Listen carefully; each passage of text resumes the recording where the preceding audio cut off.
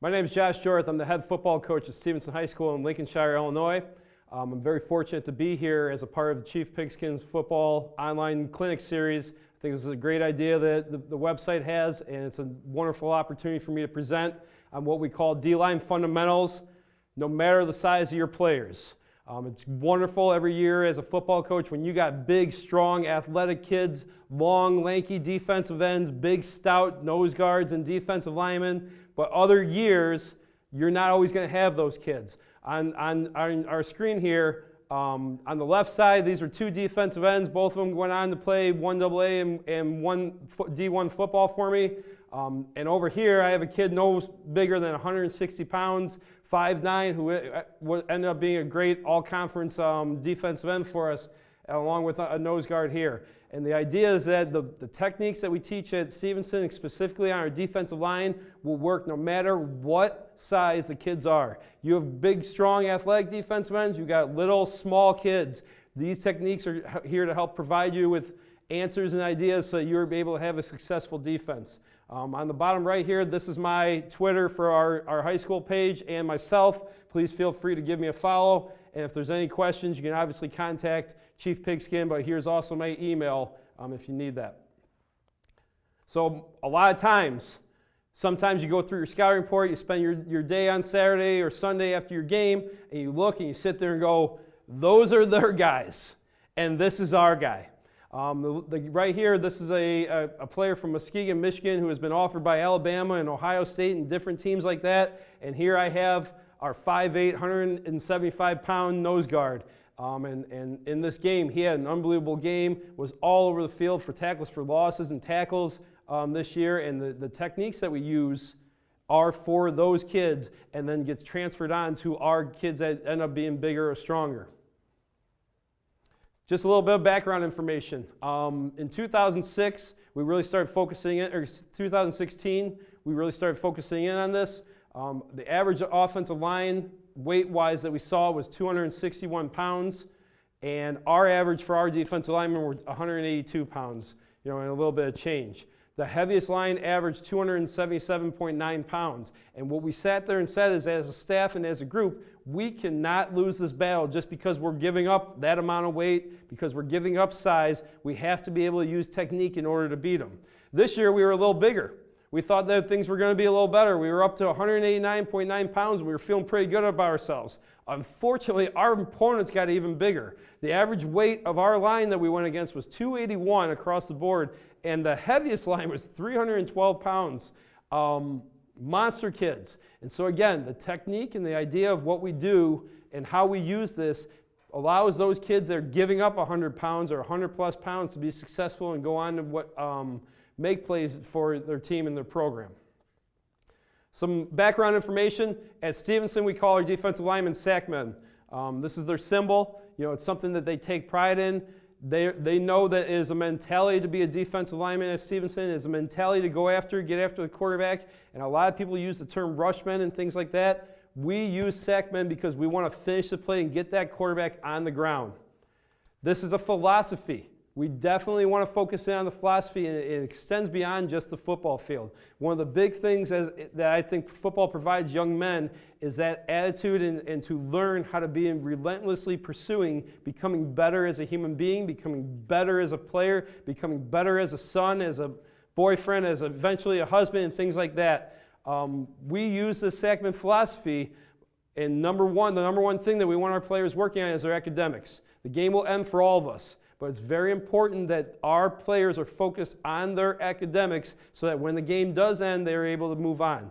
And in my history, I've now been coaching for 16, 17 years, the defensive linemen are not always the brightest. So therefore, that's the number one thing we want to focus on. And many times, by the time they get to Stevenson, they are looking and understanding that they need to focus on those academics and improve themselves.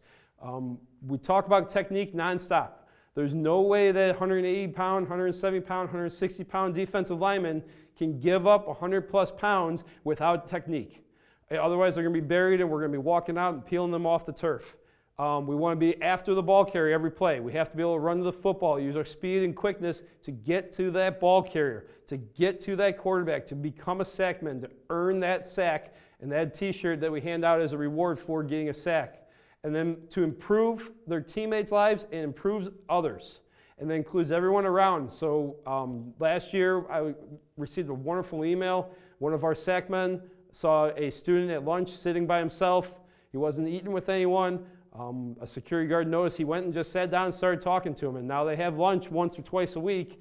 And that kid's been appreciative. And all of a sudden he's at our game cheering on our defensive lineman, yelling, "Yay, let's go Sackmen."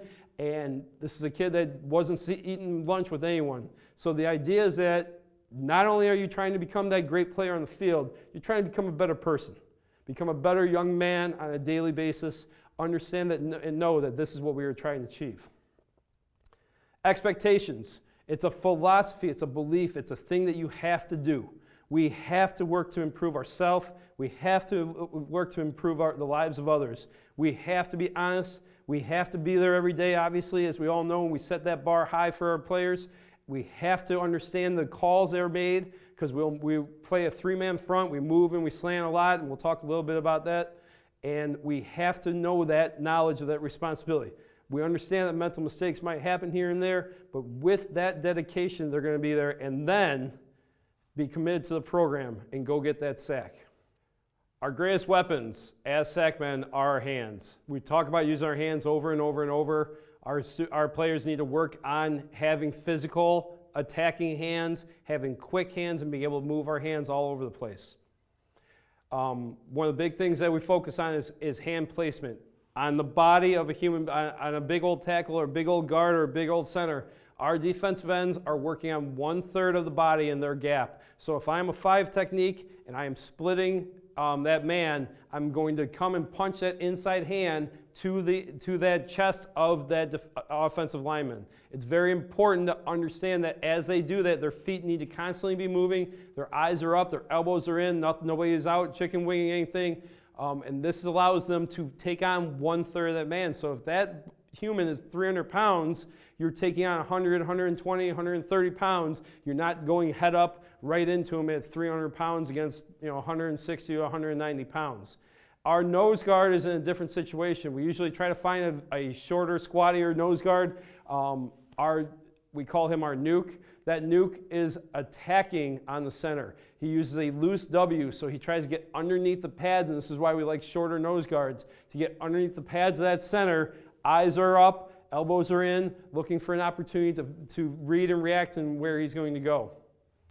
Our stances. It's very important that we have very good stances, and it's hard to have just a mold because each player is different. If you have a 6'3", 190-pound D end, or you have a 5'8", 160-pound nose guard, their stances are going to be different. Our base rules are as follows. We want their feet armpit width apart. Toes and knees are pointing forward, and the heels are off the ground. So we have a shorter, 5'7", 5'8" nose guard and a taller defensive end right here as our example. Both of them, their heels are off the ground, they're ready to explode, they're ready to get out there. Inside for our non-nose guards, inside hand is down, and that is in line with that foot that is back. The butt is up higher. Okay, again, this is where you have to be a little bit flexible because if he's 5'7", 5'8", it's going to be very hard for him to get his butt up very high. But someone that is 6'2" can get his butt up in the air a little bit more, get himself ready to go. His free hand is up. We want that about 60 to 70% of that weight forward so that we're ready to explode forward. The big thing that you want to focus and talk about too is that read the stance of the offensive lineman in front of you. A lot of times, that offensive lineman can be very well schooled and have great technique, but if it's a run block, he's leaning heavy forward, you can call that out and feel it out. If he's sitting way back, ready to pull or trap or ready to pass block, he's going to give you an opportunity to read and recognize what's probably coming. With all of that, we want to anticipate the snap, and we have to explode into the gap or explode if we are slanting.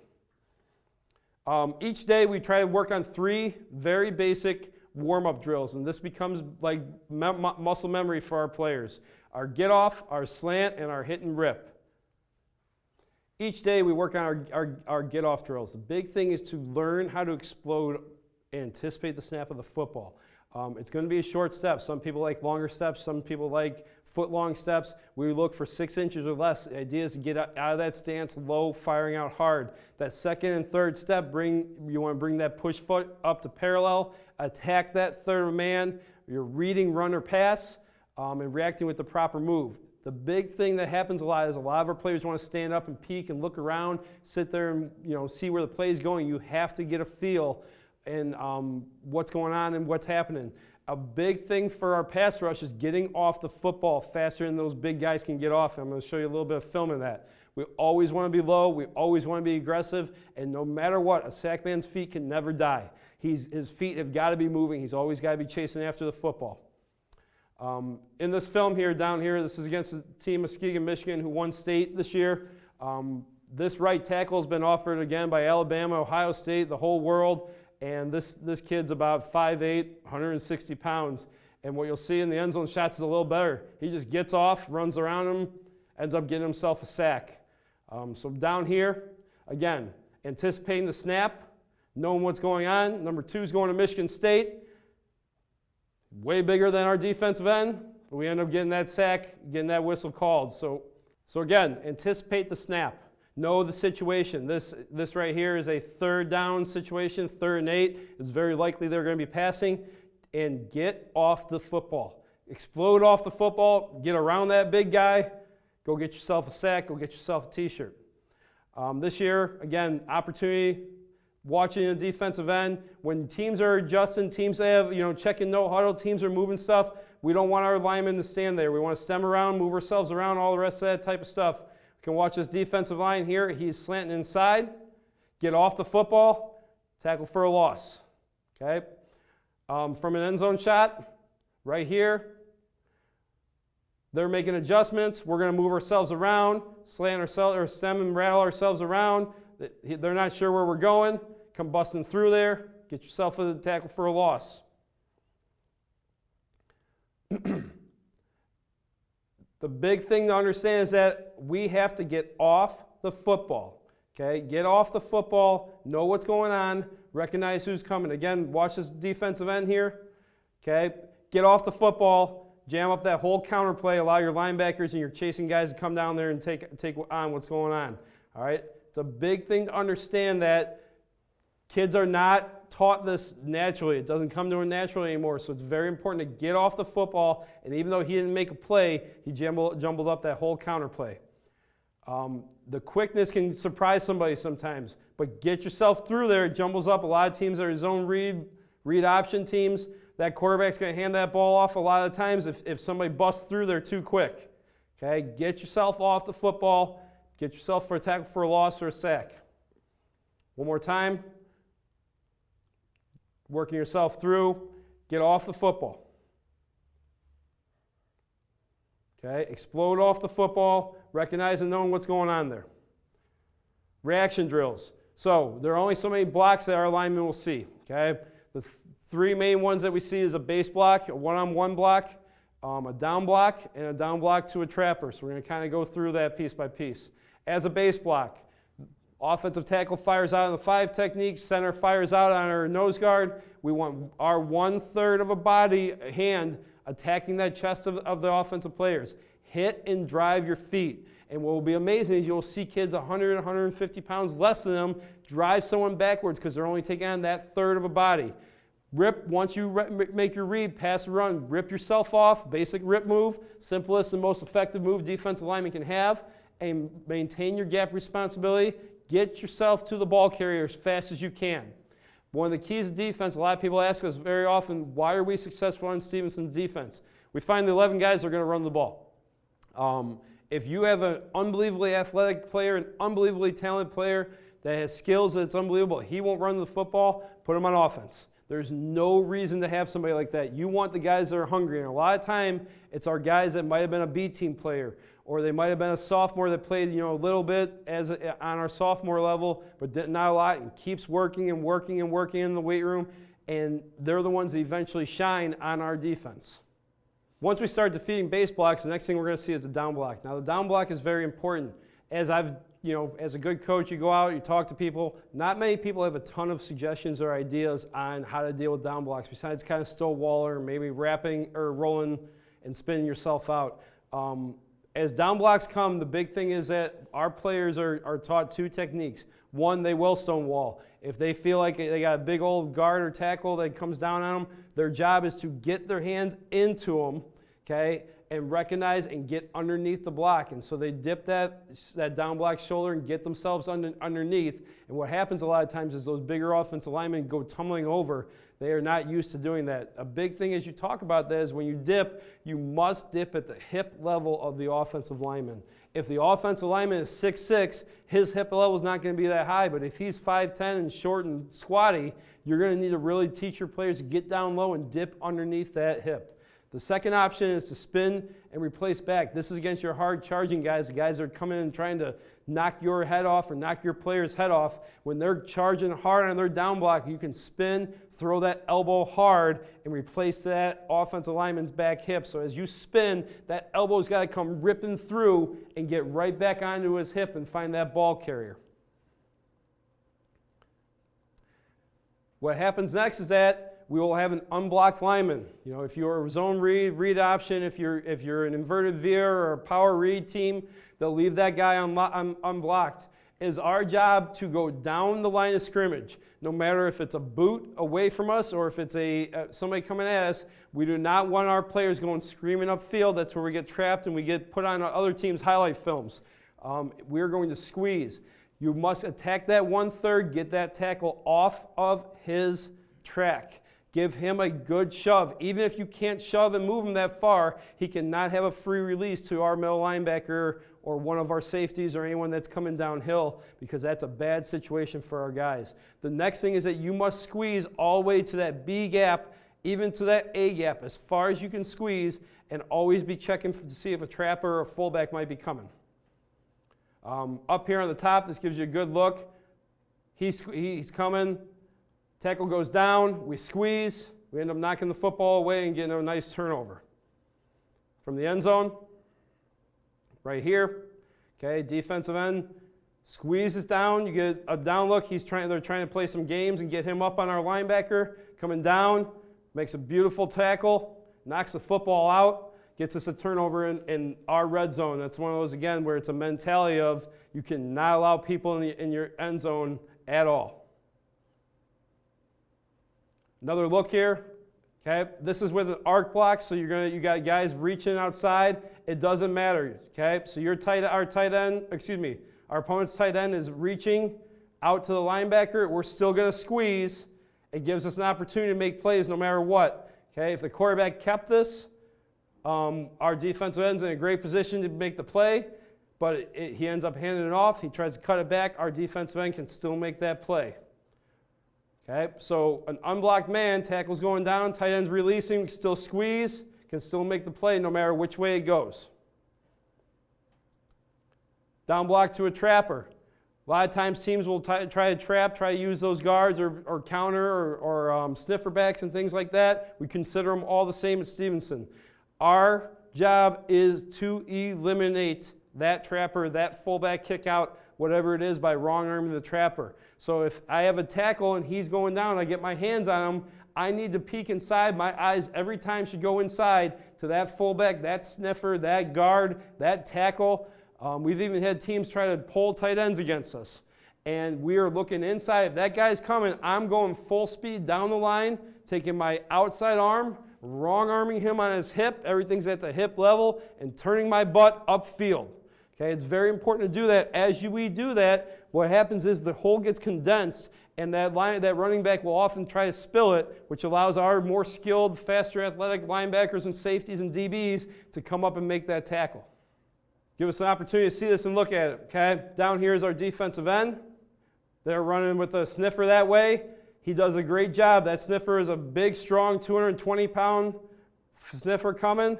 He gets down at his hip, wrongs arm him, creates that nowhere for that running back to go, and ends up actually making that tackle, allowing his buddies to come and clean up the mess there. Okay, from the end zone, again, you can see the size difference. Okay, it is not an excuse. We got to play with what we have. We got to put him in the best spot. Gets off as fast as he can. Recognizes that fullback, a stiffer's coming to get him. Wrong arms him.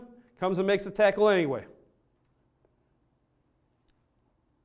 Down here on this end. Okay, this is actually his older brother a couple years ago. Same technique. Not pretty, but clogs this up. Realizes it at the last second. Down block to a trapper. Clogs it up. There's nowhere to go. All his friends get to come in and clean it up. This is a hard thing. Kids naturally want to run upfield, so this is one of those we have to practice a lot, but once they do it, it becomes natural. Okay? Wrong arm that trapper, clog it up, let everybody else come up there and do that. And so in this day and age, one of the big things is that we have to still reward these players. You know, we live in a society that hands out a lot of trophies and things like that. He's going to get a sticker. He wrong arms it, we get a tackle for a loss out of that. Absolutely. Just like the guy that got the tackle for a loss, our guy that wrong armed the trapper is very important to understand and recognize and know what's going on there. Okay? Watching the technique. Sees they brought a motion man. Okay? So the motion man comes across, kind of becomes that H-back stiffer type, trying to get in there. You wrong arm him, get yourself in the backfield, go make the tackle. You'll see the motion man coming across right here. Get underneath it, go make the tackle. Okay, same idea. Clogged up, nowhere for the running back to go. Okay, so clip after clip, the idea here again is to get that clogged up. Let your linebackers, let everybody else run in there, make that tackle, play a team defense, get everybody running to the football, know what's going on there. From the end zone shot, okay, again, you can watch him there. You can get a better shot on that tackle, but get himself underneath, recognizing and knowing what's happening. Reaction drills, double teams then. So you sit there and you get a base block, you get a down block, you get a trapper, double teams are coming, okay? We must attack the double teamer. So a big thing is that if I'm a nose guard, the center is right on me, this guard is coming to me, we're going to get our hands to him. A lot of guys have different technique, things like that. This is what has worked for us, is that we're going to get our hands into that man, and most of the time that center struggles in getting off in the linebacker, and you can create a stalemate, you can get yourself in there. Another option is if they're just too big, too powerful, too quick, unbelievable offensive linemen, we split it and watch those guys tumble. So we want to go down, split it, shooting that outside arm. So again, the double team's coming from this direction. I'm going to shoot that outside arm as far as I can, and I'm going to reach and try to grab grass. I'm going to play a little bit of, not so clean football, but getting under there, just getting after and getting grimy and dirty, and create a pile. Let those guys fall on you and let your linebackers run yourself through. Okay. Over here, let me go to the end zone shot here, a little bit cleaner for you. We have a defensive end getting double teamed. Okay. Opportunity to recognize double teams coming from this guard. He's going against the tackle a lot of times. Get himself into that, stalemate this. So we have a 195-pound defensive end, 280-pound guard, 320-pound tackle. They should win that battle every time. But they're sitting there holding it. You can see that guy who's usually the main double team guy that will take it over and the other guy will go on to the second level. He's sitting there not sure what to do. He actually kind of holds them there at the end. So recognize and know as you attack this, get your hands in there, and it provides an opportunity for your linebackers to run the windows or get through there. You can see 33 does exactly like he's been taught, flies through there, makes a nice tackle for a loss. The other thing that happens is when you're able to stalemate double teams, frustration occurs. You can see 75 becomes pretty frustrated in this situation and doesn't allow himself to feel that he is being that dominant offensive lineman that all offensive linemen are trained to do. This is actually at state for us. This was a 4th and 1 play, and our defensive end splits this double team, which allows everybody else to kind of come through and get a fumble and make this play happen. It's very important to understand that he was our all-area. He was a very good defensive end. Went to Eastern Michigan and is now playing at Albany. But he understood that it is worth him sacrificing himself, splitting a double team so that his linebackers and DBs can come in there, make a play, create a fumble, and get us in a great situation. From the end zone view, recognizes that, splits it. Everyone else can go running in there and make that play, and there's that ball out. Continual daily drills that we have. We slant every day. We're going to set up a football, whether you get a football on a stick, whether you use your hat, whether you use your hand, it really doesn't matter. We want to slant on this every single day, teach our guys to react to that football, teach them to get out of the stands quickly, and we also use it as a warm-up. So we're not slanting for 10, 15, 20 minutes. You might only get 3 minutes of slanting. But the idea is to warm your body up. It's a great pre-practice thing. It's a great opportunity for our players to get warm while working on technique and getting themselves reacting. We hit and rip. Our rip move is our number one move. One of the big things that we want to do is we want to be able to do that anywhere. The running joke that we have with our players, and I see them do it, is when I see you going through the hallways, ripping past people when they're walking slow, we're in business. So that's a big thing for us, so we want to recognize and know. We want to hit. We'll use our 5-man sled. We'll hit, extend, rip ourselves through. We will make sure that we have proper hand placement. We'll do it on each other. You don't have to be in pads. We can do it with just our helmets. Fire off, put a hand on the guy's chest, rip yourself through, and make sure you bring that hand high, okay? Because a lot of kids will sit here and kind of come here, and that's not going to get the job done.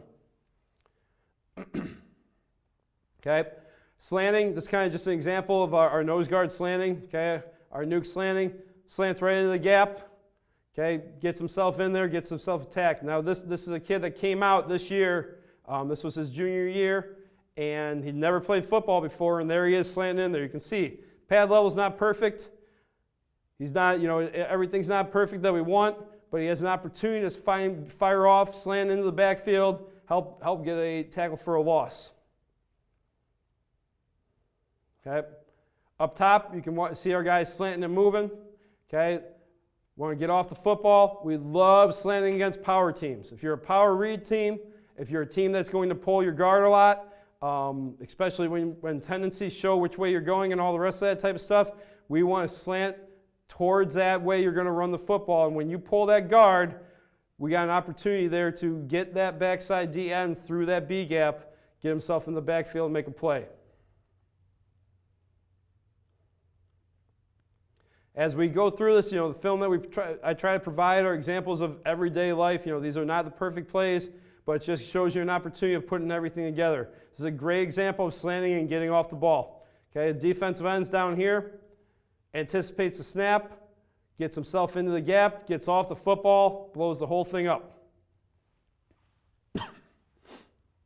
From the end zone view, you can see here he starts out as a wide 5, slowly makes himself down, but besides him, everyone else is moving. Our nose guard is moving, our other defensive end is moving, and all three of them got to be able to work together. Into the B gaps, okay, blowing the whole thing up. And so a lot of times your eyes automatically go to the guy that's making the play, but over here we got a defensive end slanting hard enough to knock a guard back on his butt, okay, while we're getting into the backfield.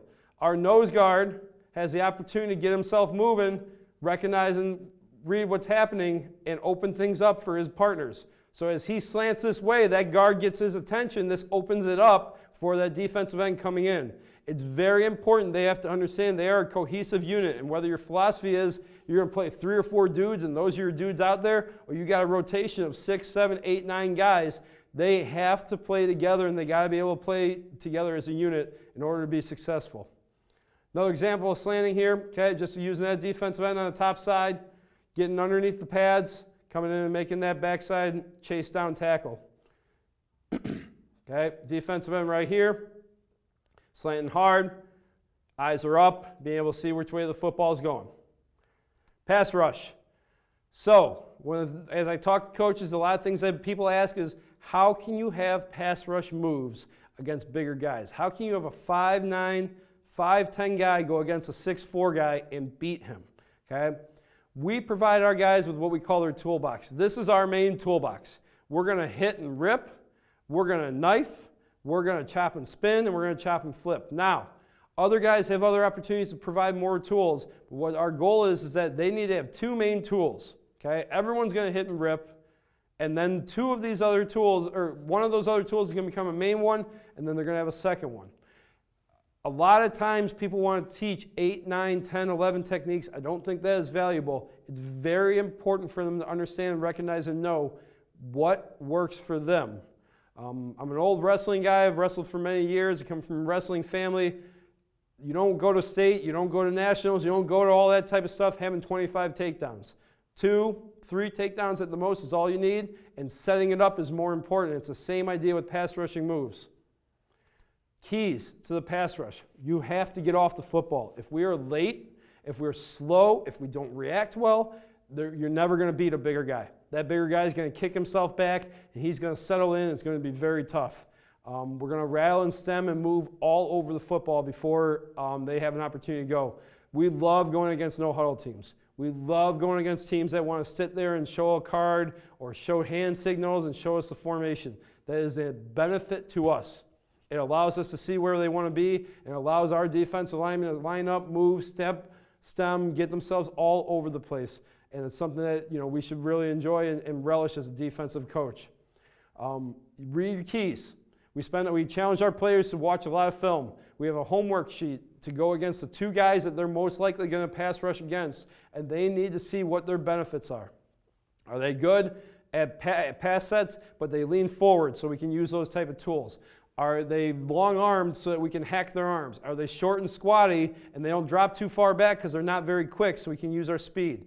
These are the important parts that you need to see as you're recognizing and going through and getting your players to buy into what you have going on so that they're not intimidated by size. They are not intimidated by anything that's happening. The quarterback must be controlled, okay? And when I say control, we're talking about the best quarterbacks that we're going to go against. They are not allowed to, they'll make a play or two, but they're not allowed to run free. They're not allowed to get themselves out running around, creating scramble drills. The quarterback must be put on the ground, and the quarterback has to be controlled by our 3 down linemen. Our hands, as we said before, are our greatest weapon. We have to use them to get off the blocks. The worst thing that we can do, and this is something that we talk about every year with our freshmen and our sophomores, is it's what we call being a meathead. You come rattling in there, fire both your hands in, headbutt the guy, and just try to muscle him. Okay? It's never going to work. There's no technique. It provides nothing for us. It's not something that we want to do. We need to use our hands, and we need to use our hands and quick. The big thing is we like to hack and get hands off us so that we cannot be held. We cannot have guys opportunities to strong arm us. We use our hands as our weapons. And then always remember that we have screens and things like that, so we got to be able to retrace our steps and get that turnover. Hit and rip.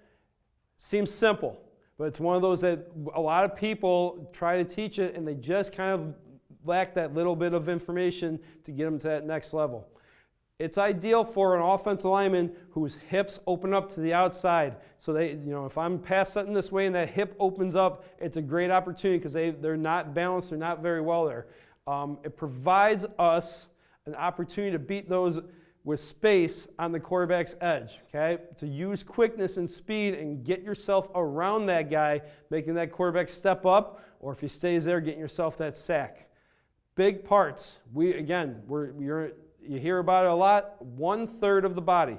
Okay? Outside 1/3 of the body, we're not going to go and try to get into his chest. We're not going to do any of the rest of that type of stuff. We're getting into that shoulder pad, armpit area, hitting, posting that outside arm, and ripping through. And when we rip through high, above our head, right up on top there. Everything else is knowing what's going on. Our feet have to be flying. If the feet stop as you're doing this, that offensive lineman will recover and get an opportunity to pancake us or put us on the ground. But we have to be able to do that. A lot of times what we'll get is that bear hug, that big hook. As we turn that corner and rip, we'll get that holding call as that big lineman puts his arm out because he doesn't want his quarterback to get hit, and he hooks us around that, in a headlock kind of situation, and we get that flag for that holding call and things like that. If we get pushed back, our guys are allowed to spin. So if we're hitting and ripping and we get rammed by that guy, we're allowed to spin back. And again, a lot of the bigger guys at 16, 17, 18 years old don't have the hip mobility and flexibility to be able to spin back with us and work themselves back inside. So we spin back and then get ourselves after the quarterback. Okay, so this defensive end right here is a perfect example of it. Works himself outside, okay, hits, rips, goes and gets a sack. Okay, we got pressure from both ends. We brought a linebacker on the other side, but you can see his technique there. He's a little high, but again, this is a junior for us, has an opportunity to get there, just get off the football, hit, rip, go get yourself a sack, okay? Kind of give you an end zone view here. We're down here on the side. Hits, rips, goes gets a sack, goes and gets that pressure for that sack, okay? We will reward that because what happens is that if he does not stay outside, if he does not get himself a sack here, this man's not able to cheat himself in. Okay? That sack does not occur if we don't go and get that opportunity. Top of the screen. Hits, rips, chases. Okay? It's not always going to be pretty. It's awesome if every time that we sit there and we hit and rip, we come around the corner, we make the sack, but we over-exaggerate. This is a great example of over-exaggerating. You can see how he winds up his arm. Okay? That arm's coming down, hits, rips right underneath it, gets himself moving. Okay? And then keeps going. Always stay after that quarterback. Okay? Those quarterbacks they cannot feel comfortable back there. This is how we control the quarterback. You must keep the pressure on him. Hits, rips, stay after him. Beautiful job. Defensive end up top. This is a great example of a kid. This offensive lineman from the team went to Wisconsin. This kid, again, is no more than 5'9", 180 pounds. Hits, rips, gets around him, keeps the pressure on to make that ball come out quicker on the screen, and sets our linebacker up for a great hit. But this does not occur without that pressure. Okay, that quarterback's forced to throw that ball a little bit early, allows our linebacker to make a heck of a tackle. At the same time, this little defensive end uses his technique to make that occur for the whole defensive team. Okay, you can kind of watch him here. Gets outside, gets underneath him, gets himself moving. Knife. Knife is great because this is the counterpart to our hit and rip. If we're working outside, that tackle becomes lazy. He thinks we're going outside every time. We're able to step outside and then get ourselves back underneath. It's great for tackles and guards and centers that love to get a lot of depth in their drop. So if you watch the film and you see that tackle dropping deep because he's so scared, he's sick of being yelled at about being beat around the corner, he's the one to run that knife against. Or at the same time, you see that tackle who has been beat once or twice or is getting, having a hard time with speed rushing on the edge. Knife is a great blitz for that. The big thing is we have to push vertical and get that tackle to kick back. So if the camera here is our tackle, I'm stepping outside and really making him think that I'm coming hard outside, and then I'm dipping myself and my shoulder right back underneath to work myself towards that quarterback. We usually pair this with a linebacker who's doing the opposite so that he would be coming inside and coming out. And this has been a great blitz for us. This is a wonderful thing that allows us to understand and know what's going on there. To go to that next level, it's very important that you recognize what that offensive lineman does. If the offensive lineman lowers his elbow, we're chopping that arm as we come through. If he raises it, we're going to rip ourselves inside and bring ourselves through. Okay, so this is a knife technique down here. One step outside, comes underneath, sees a big old tackle falling on the ground. Again, right here. One step underneath, got him leaning forward, go get yourself a sack. Right down here. This is a great opportunity. We love it as a run blitz too, okay? What happens a lot of times is that if you see teams leaving your backside, they tell their tackles to run up and get a linebacker or safety or things like that. We'll step outside, he'll leave, and then we go right down the line of scrimmage so that we can make a play, get ourselves a tackle for a loss is a better view here, okay? So again, step outside, that tackle leaves, it gives us opportunity to get down the line of scrimmage, go get a tackle for a loss. Okay, up top, great technique. His stance is a little lazy at this time, but he dips and steps himself underneath. Slide protection teams struggle with this. Okay, a lot of teams will say, hey, running back, you're on the linebacker, stay on the linebacker. Everybody else, you're big on that front side. And when that tackle can't keep up with that knife technique, that running back comes out to the linebacker, it sets up a great opportunity for our defensive end to get up in there and get himself a sack.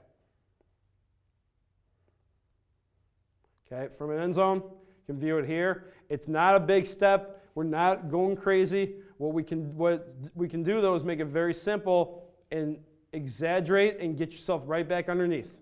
Causes a lot of teams that have slide protection issues when they use that back on linebacker situations.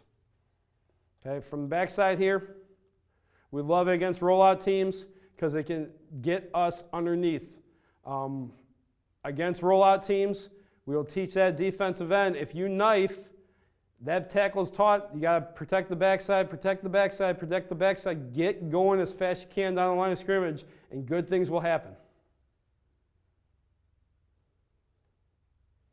Okay, right here from the backside, stepping, knifing underneath, coming down the line. Don't ever stop. Don't ever allow that quarterback to be in control. You are in control of that quarterback. Stay after that quarterback. Recognize and know what's going on there. Other tools that are available.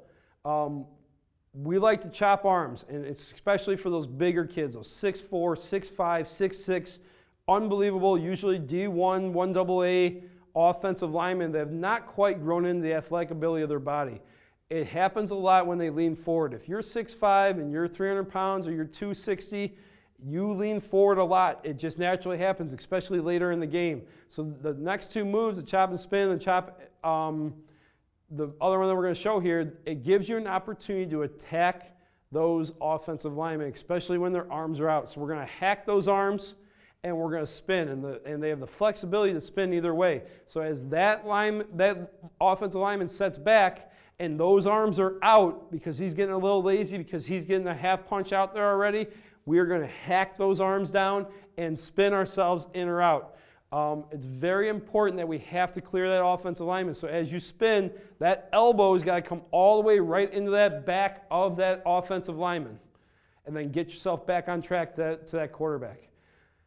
Down here, this provides us an opportunity. We hack and we spin. Okay, causes the quarterback to throw that ball early. So let's look at it again. Hack and spin. The flexibility on that is without a paired blitz, is that as you can see there, that lineman drops way wide, his hands are out, we're going to hack him down, and we're spinning ourselves through, getting pressure on that quarterback. From an end zone shot, hack, spin through, okay? Causes an incomplete pass. As we talk about defense and everything else too, understand, guys, that you have to get your guys going. Even if this was a completed pass, you can see 3 guys are there. Okay? It's extremely important that there needs to be 2 guys apexing and 1 guy trailing on every single tackle that you have. And the goal is obviously to get 5, 6, 8, 10 guys to the football every single time. Our next one is a chop and a flip. So now we're going to chop and we're actually going to sidestep and flip our hips all the way past that lineman and rip ourselves through. So if that lineman is larger, he's just a big, stout kid, and he's got his hands out a little bit, but he's a pretty good offensive lineman, one of the better ones you've seen. As he kicks back and those hands are out just enough, we're going to hack him, and we're going to try to use our speed and quickness and step to the side, flip your hips, and rip yourself through, getting going as fast as you can to get back on track to the quarterback. So again, we're focusing on chopping and flipping. This opportunity here, watch this film. Up top, we're going to chop as he sets. Big kid, chop those arms, flip your hips through. Go get that quarterback. Chop, flip. Okay? Extend those hips, get around him as fast as you can. Work yourself through, get yourself into that, and recognizing and knowing what's going on there. So my name is Josh Hjorth. Again, I appreciate you guys looking at this. Chief Pigskin is an unbelievable website. It's an unbelievable resource for us as football coaches, whether we are youth, high school, college, or even in the NFL. An opportunity for us to share this information, little tidbits and little fundamentals, is something that can only benefit us as football coaches. And as my last part here, give us a follow on Twitter, give us a follow on Chief Pigskin. Feel free to email me with any questions. And remember that this is the greatest game on earth. It's our job to protect it. It's our job to make sure that we're making the right decisions. And it's our job to make sure that those players that are playing for you are having the best time of their lives, win, lose, or draw, and that they want their kids, they can't wait to have their kids playing the greatest sport on earth. Thank you.